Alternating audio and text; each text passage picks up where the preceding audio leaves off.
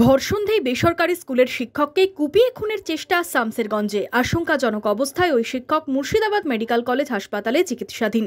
জানা গেছে, বৃহস্পতিবার সন্ধ্যায় শামসেরগঞ্জের রতনপুরে বাড়ি থেকে মসজিদে নামাজ পড়তে যাচ্ছিলেন শফিকুল ইসলাম। অভিযোগ, সেই সময় তার উপর হামলা চালায় দুষ্কৃতীরা। ধারালো অস্ত্র নিয়ে হামলা চালানো হয় বলে অভিযোগ। আশঙ্কাজনক অবস্থায় তাকে উদ্ধার করে নিয়ে যাওয়া হয় স্থানীয় একটি বেসরকারি হাসপাতালে। অবস্থা আশঙ্কাজনক হওয়ায় তাকে বহরমপুর মেডিকেল কলেজে স্থানান্তরিত করা হয়। চাটা গরম করেছি, ইউজু করতে গিয়ে নামাজ পড়ে আমার মেয়েকে ফোন করলে, কালিয়াচকে অ্যাডমিন স্কুলে পড়ে, ফোন করলে আমার অনুষ্ঠান আছে আম্মা, এসে তোমার আব্বা আম্মা।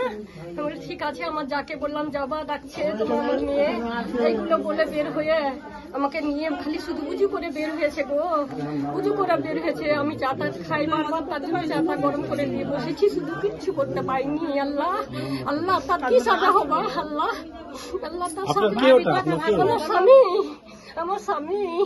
পুলিশ এই ঘটনায় এলাকারই বাসিন্দা আহাদ শেখকে গ্রেপ্তার করেছে। পুরনো শত্রুতার জেরেই এই হামলা বলে অনুমান পুলিশের।